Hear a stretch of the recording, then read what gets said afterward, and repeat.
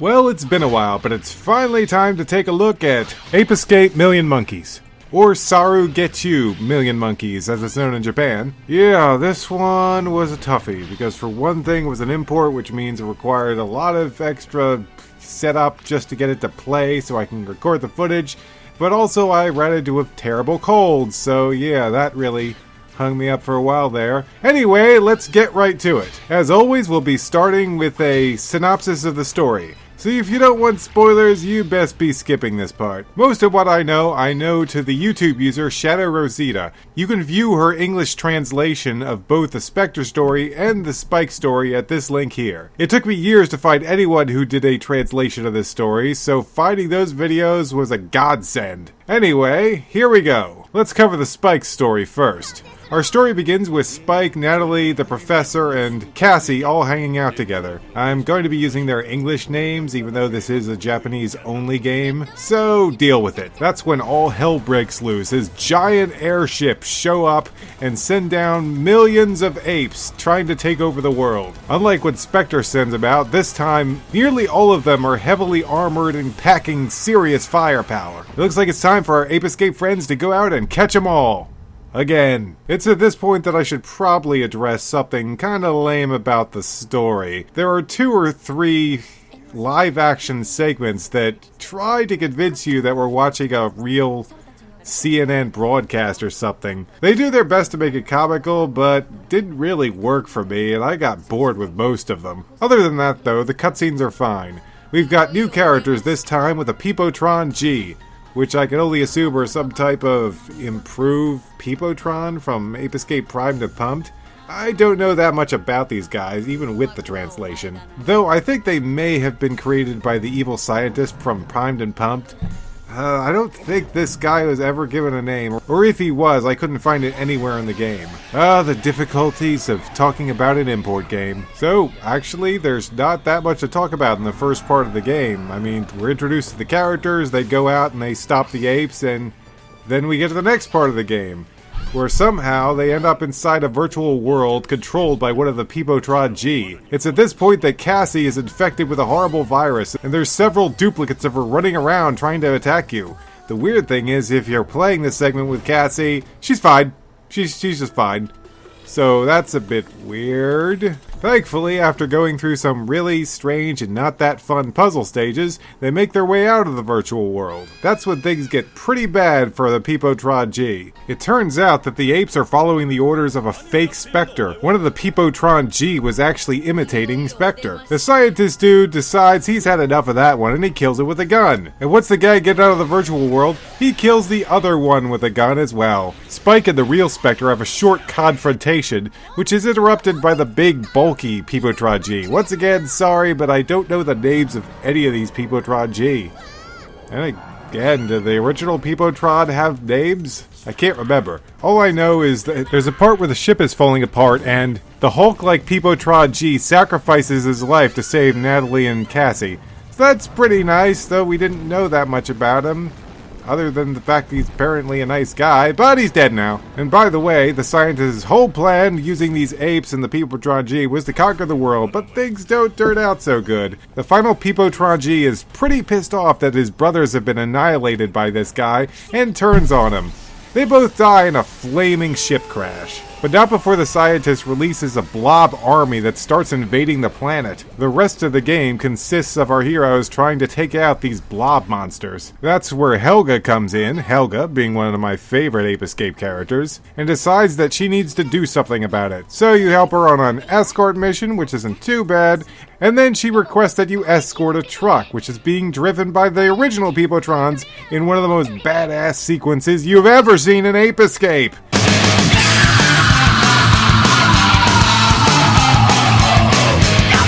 Oh, that was so awesome. And so, thanks to the Peepotrons, you have this giant satellite weapon cannon thingy that allows you to defeat the final boss. The end. We don't see any ending cutscenes, which is kind of disappointing, but oh well. And now let's go over Specter's story. It's the same exact thing, but with Specter! Seriously, there are very few variations in what goes on here. Mostly it's just the same scenes, but just replace Spike and his friends with Specter and his apes, I guess. And that's really it for story. Kind of a weird story, though not much weirder than Primed and Pumped.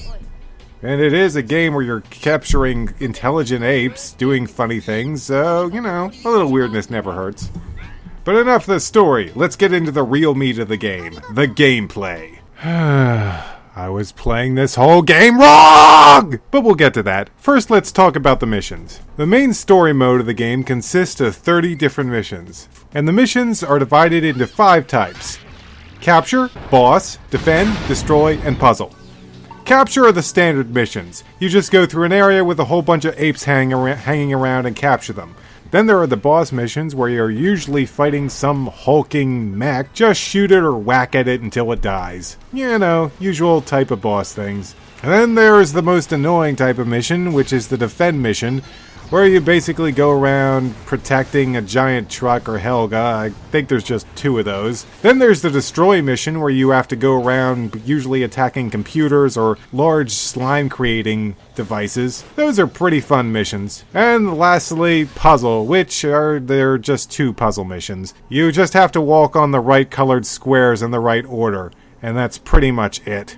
It reminds me of Pokemon puzzles. Okay, let's go into more detail about those capture missions then. But oh ho ho, what's this? Things are a bit different in this game. You see, you can't just wave your gotcha net around hoping you'll be able to catch these things. About 90% or more of the apes in this game have armor, which protects them from the net. You'll have to destroy that armor or the vehicle they're riding in first. Lucky for you, you're packing some serious firepower. Things have really changed up in this game. The gadgets are here, but they're a bit different. The slingback shooter has been replaced with an energy blaster, which is definitely a welcome change. The stun club is here, and it's a bit different for each character. Spike has a regular stun club, while Natalie has a bow staff-like stun club. Casi doesn't even come with a stun club, she comes with an energy cannon. The RC car is here and works pretty much the way it always has. Though it's not used for any puzzle elements, it's basically completely offensive. Kind of reminds me of the Seeker Mines from Splatoon. Anyway, I'm getting off track here. The Sky Flyer isn't in the game, but after a double jump, or triple jump for Casi, yeah, Casi gets a triple jump, she's so cool. All characters are equipped with jetpacks that let you hover in the air for a short amount of time, which is pretty good for when you're shooting down bosses. The lock-on system they have here is the name of the game. Things are a bit different here. You can use the right analog stick to use your gadgets, but I would actually recommend instead, at least for the blaster, just tapping the gadget button multiple times and you'll shoot the blaster. This works a lot better than flinging the right analog stick all over the place. Don't worry though, the Stun Club spin attacks are still here, and there's a few more variations in this. They actually added a combo system. Mash the button or flick the right analog stick and you'll do combos, which is a pretty nice addition that I wish they had in other Ape Escape games. Well, I think we might have had something like that in Ape Escape 3, which in my opinion is still the best one. With the tough armor that the apes have, you're gonna need all your combos to break through their defenses. Another gadget you have is the rollerblades, which is kind of the replacement for the super hoop. Instead of rotating the analog stick around though, all you have to do to use the rollerblades is just tap the button once it's selected, and you'll go racing around the area. Not to mention, if you run into anything, just like the super hoop, you do damage. It's really useful for dodging enemy attacks or getting away from a group when you're outnumbered. Okay, now let's actually talk about capturing the apes. As I've already let on, the gotcha net is back, but there's a little variety this time. You can capture the apes the old-fashioned way by spinning the analog around or just flicking it in the direction that the ape is, but if you hold down the button that the gotcha net is on, it turns into a net gun, which kind of makes me think of the net gun you had when you were underwater in the original Ape Escape. The net gun is great for when apes are running away from you. But Tayo, you may be thinking. It's not that tough. I just have to run after them and use the net the old-fashioned way. Wrong! This is the one and only Ape Escape game where you can catch apes, but they can disappear forever. Every ape in the game has the capability of teleporting out of the level completely. That's right, you can miss apes! And it's pretty easy because there are at least 100 apes in each stage, so they can gang up on you. And just when you think you're about to capture an ape that you destroyed the armor of, a whole bunch of mechs just come down on you and prevent you from doing it. But with your handy-dandy net gun, you can catch these guys from a distance easy. I totally abused the heck out of that weapon. Oh, I love it. Net gun for the win. Now, I may have said that the lock-on system is where it's at, but the problem with the lock-on system is it doesn't work on cloaked enemies. That's right, as you get later into the game, the apes get the capability of cloaking and becoming practically invisible, which means your lock-on won't work on them. Now, there is a way to manually aim by tapping and holding down the blaster button, which creates a little aiming laser that you can put on things, but it's not that easy to use, which really makes it so I just wish the cloaked enemies didn't exist at all.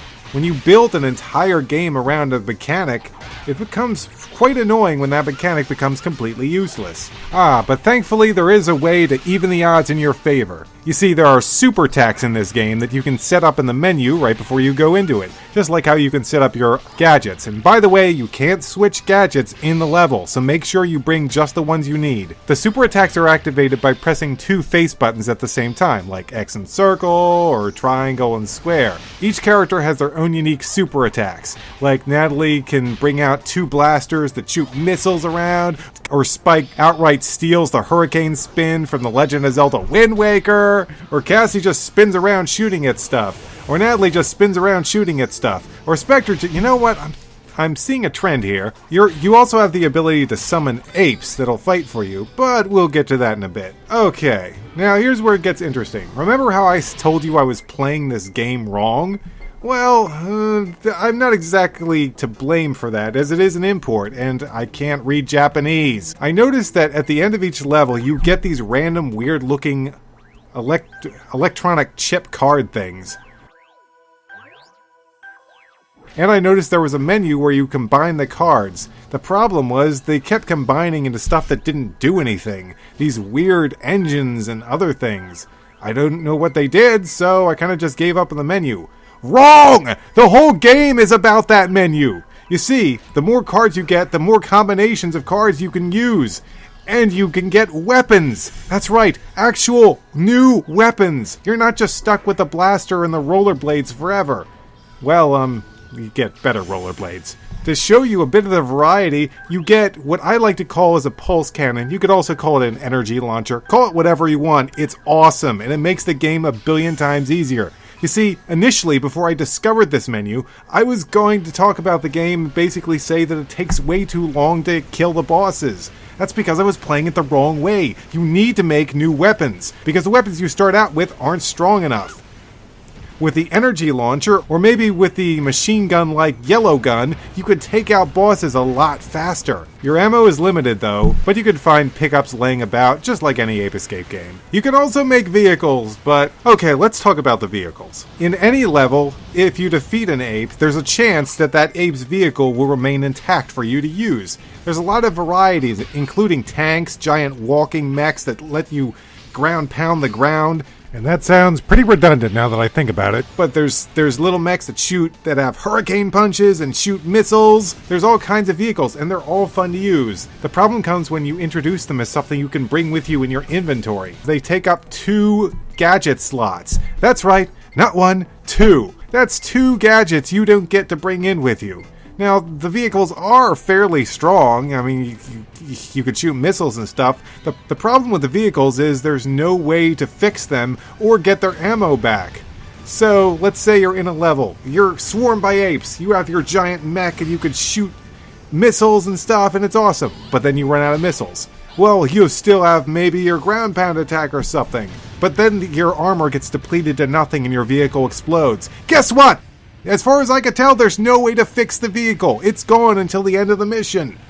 And by the way, vehicles go away pretty fast, unless you're extremely careful with them. So now you're stuck in a mission with just 2 gadgets. One of them's probably the net, so you're running around with just your stun club. That's not enough, my friend! That's not enough! So, when all is said and done, just avoid the vehicles. They're not that good, especially for the story mode. Maybe the arena, but even then they don't last long. And don't worry, we'll talk about the arena in a bit. But weapons aren't the only things you can create. You can also create ape summons, which you can put on your super attack buttons combinations. There's all kinds of interesting ones like a light bulb ape, an astronaut ape, a ninja ape, a samurai ape. Lots of different combinations, though the astronaut ape is great because it's got a shockwave effect that hurts anything around it as it's blasting off. You can also create new outfits for your characters. Look at all these cool outfits. Viking Natalie, Cyber Warrior Casi, Business Suit Specter. Haha, that's hilarious. If you're interested in seeing what all the card combinations do, I've made a guide for Specter, Casi, and Natalie. Not making any more, so don't bother asking. But if you're interested, I'll include a link in the description. The weapon creation makes this game amazing. So much fun. I've replayed the missions over and over so many times, mostly for getting footage, but it was just fun unlocking new stuff. I spent hours and hours combining cards. You're welcome. Now, you might be thinking, the characters probably have their own unique weapons, and you'd be right, but kind of limited. Specter gets a lance, Spike gets a cool giant energy blade, Natalie gets some type of shorter Darth Maul-like weapon, and Casi eventually gets a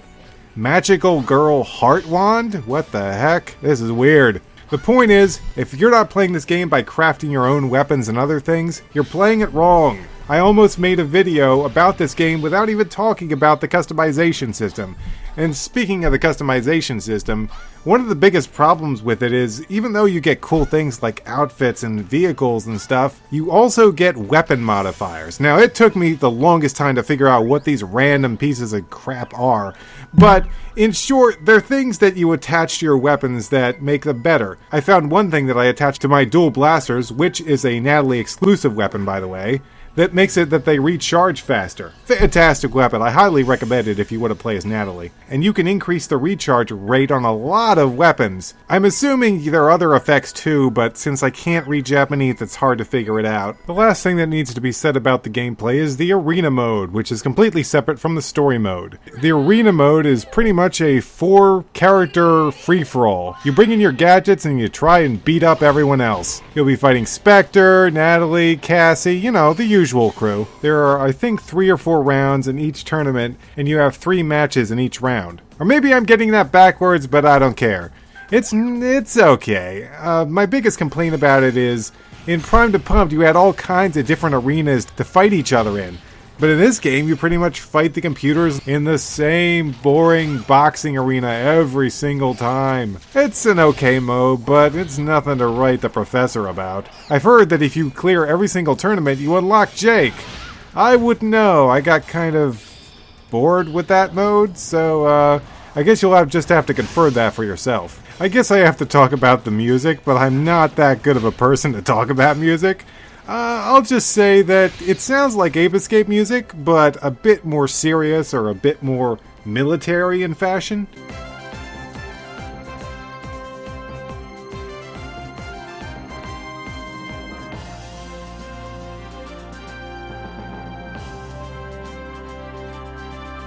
Which is fine. I mean, it suits the theme of the game, which is, everything's super serious now. I'm not going to give it a review score because this isn't a review, I love these games. I love the Ape Escape series, and I just have a blast talking about the gameplay with you guys. Wait a second. I just realized there's no raft in this game! 10 out of 10, 10 out of 10, 10 out of 10, A+, 5 stars, 5 stars, gajillion stars, million stars. Sony wins the console wars forever. Everyone else loses. The Ape Escape is awesome. So it's pretty good. Hey, thanks for watching my video. It was a long time coming, but I hope you enjoyed it. Would you like to see me dive a bit deeper into the gameplay? Then you should check out this Million Monkeys guide that I put up at the same exact time for you. I'll go through the menus and give you some tips and tricks about how to beat all the missions. Plus, I'll show you every single weapon that I've unlocked. The arsenal is pretty sweet, let me tell you. Now, you may have noticed I didn't cover the Versus mode, which is also included in this game. That's because me and my friend Mike, or Psycat as he likes to call himself, created a video where we try out the Versus mode. It's on our Let's Play channel, The Strategy Guides. Click this annotation over here to go and watch it. We've played lots of Let's Play videos of all kinds of different crazy games. Or maybe you still can't get enough Ape Escape. Well, check out this playlist right here, which goes through every single one of my Ape Escape videos. I'm sure you'll enjoy it. And if you really, really like this video, please remember to like, comment, and subscribe. I totally appreciate it. More videos are on the way, including a video where I talk about my video game memorabilia collection, as well as next time on Ape Escape. It's time to kick a certain game's ass. PSP!